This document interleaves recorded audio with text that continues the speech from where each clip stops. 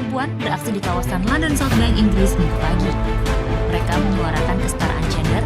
Jangan dari gender, karena data dari Women World Banking tahun 2021 menyebut bahwa hambatan budaya menjadi salah satu yang mendominasi sebagai faktor yang mempengaruhi tingkat partisipasi angkatan kerja bagi perempuan secara signifikan. Perserikatan Bangsa-Bangsa menyebut kesetaraan perempuan di dunia masih tertinggal jauh meski sudah masuk salah satu dari 17 bukti tujuan pembangunan berkelanjutan yang berakhir pada 2030 mendatang. Atau yang akrab disapa Gus Ipul, mengungkapkan bahwa kehadiran perempuan Indonesia di berbagai bidang saat ini merupakan hasil dari perjuangan panjang yang telah dimulai sejak zaman sebelum kemerdekaan.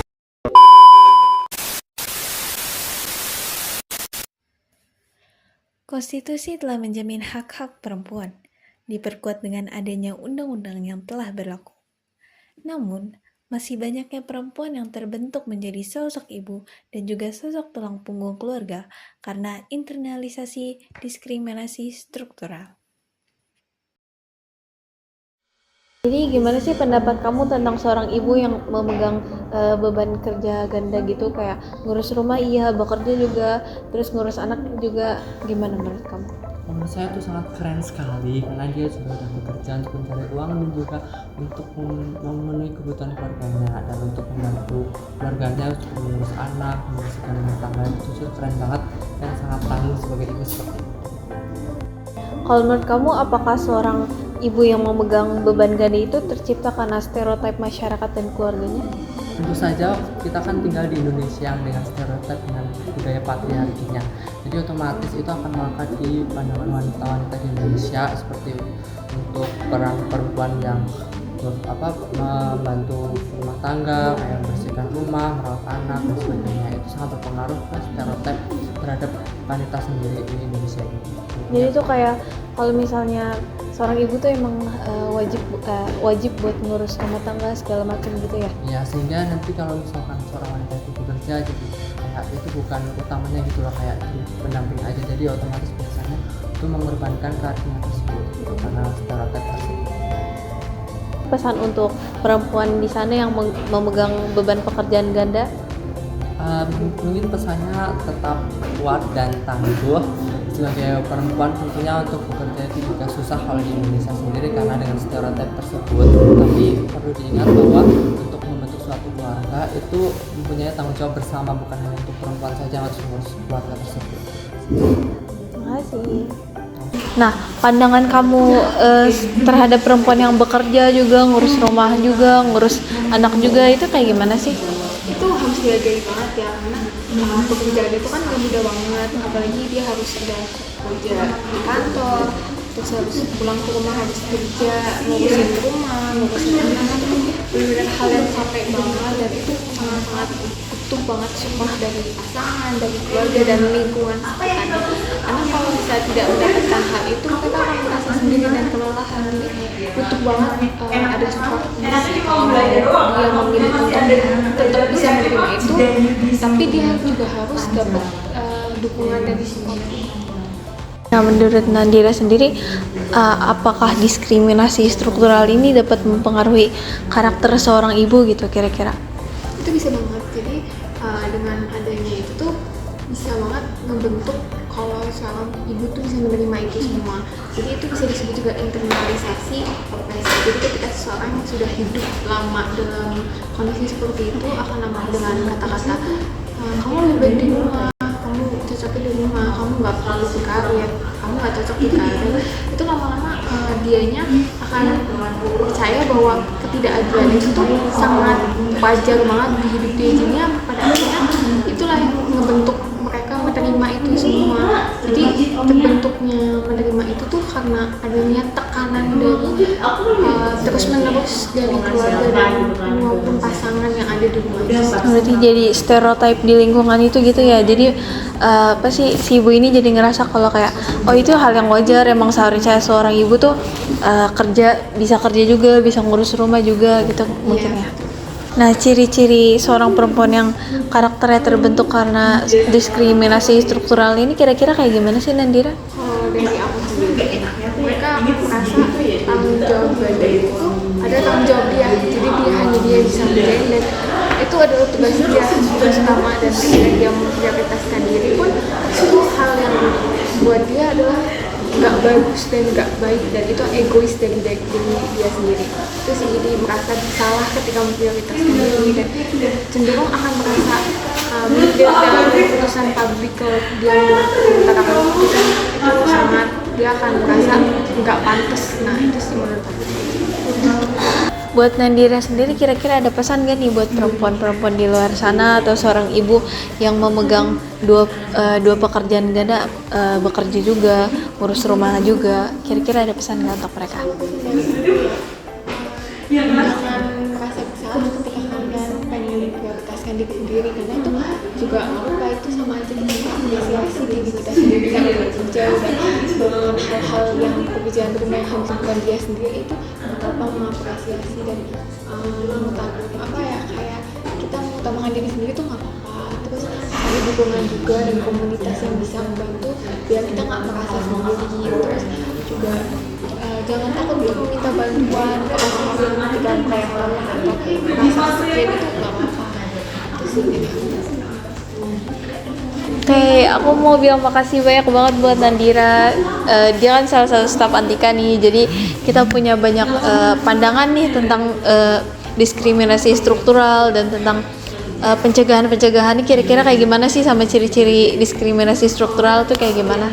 Aku mau bilang makasih banyak buat Nandira, makasih. Udah mau 40 tahun. 40 tahun? Masih pisang kah atau gimana? Pisang, dari pisang. Dari pisang. Asalnya pisang. Oh. Dari dulu pisang. Terus kerjanya dari jam berapa sampai jam berapa? Dari jam 3 sampai jam 3. Oh, di jam 3 pagi? Heeh. Wah. Terus kira-kira ibu sebelum sama setelah kerja ini ngurus rumah juga nggak? Iya. Ngurus rumah, Iya, anak? rumah. Iya. Bagi baju, masak nasi. Iya. Terus selain ibu di rumah tuh ada yang kerja juga atau cuma ibu aja nih yang kerja? Ada yang kerja juga. Oh, udah pada kerja. Anaknya udah berumah tangga semua. Oh, udah bersama semua. Oh, udah punya cucu berarti ibu? Udah, 2. Cucunya 2. Terus kalau boleh tahu, kalau pas pembagian tugas rumah tangga sama ngasuh anak sama pembagian tugas-tugas lainnya itu di rumah ibu udah ngerasa adil belum sih? Kayak saya kan kerja juga, masa saya ngurus rumah tangga juga? Kira-kira Enggak, kita saling pengertian aja. oh, ngerti, saling bantu ya. Terus kira-kira tantangan terbesar ibu dalam menjalankan pekerjaan menjadi seorang ibu, terus mengurus rumah tangga juga, ngurus anak juga sebelumnya, kira-kira tantangan ibu apa sih? Kalau kita bikin enjoy, Dibikin enjoy aja. jadinya nggak sepanas. Kita jalanin aja. Oh, jalanin aja. Karena Kan jadinya enak. Kalau bikin sepanas nanti sakit. iya. Jalanin aja, itu udah tugas seorang ibu kan gitu. Terus ibu kira-kira menurut ibu ekspektasi masyarakat ini sama perempuan ini bikin rumah tangga jadi sulit nggak sih? Kayak misalnya, oh seorang ibu nih harus bisa masak, oh seorang ibu ini harus bisa ini, harus bisa itu. Kalau menurut ibu sendiri emang itu sudah sepantasnya orang tua, atau menurut ibu kayak oh saya nggak harus bisa masak, saya nggak harus bisa sesuatu? Itu sudah sepantasnya sebagai seorang perempuan. Harus bisa masak, bisa mandi, bisa ngurus anak. Itu tugas ibu. Didik anak. Tapi kalau menurut ibu bekerja ini tuh emang udah seorang tugas ibu atau gimana? Atau sebenarnya ini ya harusnya sih laki-laki nggak sih yang bekerja, Ya, saya di rumah kita kan gitu. kerjanya sama. Tugas papa kalau pagi, aku kasih jam 2. Kalau aku jam 4 berangkat. Nanti papa jam 6 pulang. Aku yang bantu. Oh, berarti Jadi kerja sama. kerja sama. Oh iya, udah ada pembagian ya. Berarti ibu nggak merasa keberatan gitu dengan saya bekerja, saya ngurus rumah? Enjoy aja. Iya. Kira-kira ibu punya pesan nggak sih buat kayak perempuan di luar sana yang jadi jadi berumah tangga iya, ngurus rumah iya, ngasuh anak iya, kerja juga iya. Kira-kira ibu ada pesan nggak sih kayak oh ternyata kerja tuh nggak nggak menyulitkan itu gitu. Enggak. Ya kadang ada perempuan yang hanya itu aja. Kita Nikmatin aja. Sama kerja sama gitu ya, sama suami, sama anak. anak-anak juga. Jangan terlalu dipikirin gitu ya. Kalau dipikirin stres nanti. Jadi sambil jalan aja, nggak usah dibikin. Nanti kan enak gitu. Terus sebagai seorang perempuan nih, apakah ibu merasa puas sama pilihan yang ibu jalanin sekarang, kayak harus kerja, harus ngurus rumah tangga? Puasa.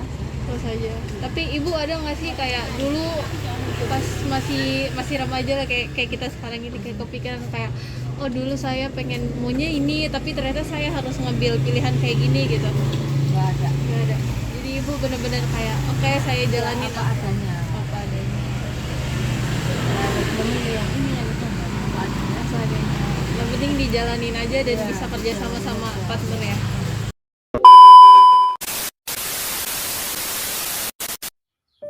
Apa itu beban kerja ganda? Ini adalah situasi di mana seorang perempuan memikul tanggung jawab penuh atas pekerjaan produktif, yaitu bekerja berbayar di luar rumah, sekaligus memikul beban utama pekerjaan reproduktif atau domestik seperti mengurus anak, memasak, dan mengelola rumah. Diskriminasi struktural hadir ketika masyarakat, kebijakan, dan institusi gagal mengakui nilai ekonomi dan sosial dari pekerjaan domestik tersebut. Beban kerja ganda merupakan isu HAM. Pasal 7 Deklarasi Universal HAM menjamin bahwa semua orang setara di hadapan hukum dan berhak atas perlindungan yang sama. Beban ini melanggar hak perempuan atas waktu luang, kesehatan, dan kesempatan yang setara untuk berkembang. Keadilan tidak akan tercapai hanya dengan mengubah pola pikir individu.